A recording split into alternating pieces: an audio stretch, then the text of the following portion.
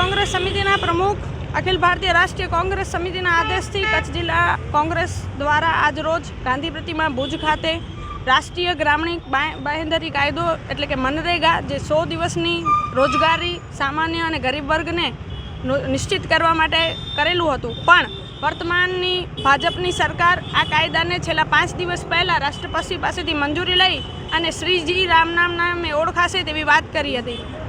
કોઈ પણ નામ બદલી શકો છો પણ ઇતિહાસ નહીં.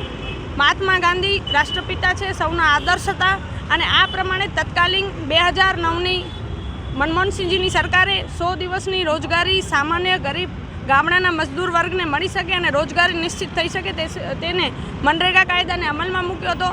અખિલ ભારતીય રાષ્ટ્રીય કોંગ્રેસ સમિતિએ સમગ્ર દેશ અને ગુજરાતમાં પણ આનો વિરોધ કર્યો છે અને રાષ્ટ્રપતિ પાસે માંગ કરી છે કે ફરી મનરેગા મહાત્મા ગાંધી નામથી જ ઓળખાય અને આ જ ઉપમાથી સમગ્ર ભારત દેશ અને વિશ્વ પણ મનરેગાને ઓળખે છે, તો આ ફરીથી નામથી ઓળખાય તેવી અમારી માંગ છે. અને જ્યાં સુધી નહીં ઓળખાય ત્યારે કોંગ્રેસ પક્ષ આ મુદ્દે જ્વલંત વિજય આંદોલન ચલાવશે અને વિજય થશે. આજે કચ્છ જિલ્લાના વડા મથક ભુજ ખાતે ગાંધી પ્રતિમા પાસે અમારા પક્ષના સૌ સિનિયર આગેવાનોની ઉપસ્થિતિમાં આ વિરોધ પ્રદર્શન કરવામાં આવ્યું છે.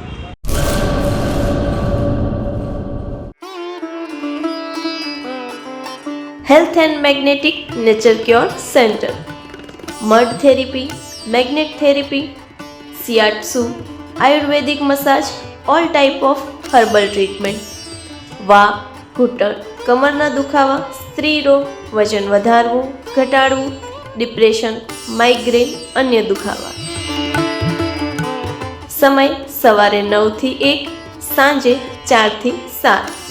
Naturopath Ayurveda massage specialist Eva P માકન, master of યોગ.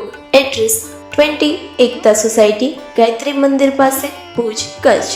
Mobile number 9898577294, 8511990994.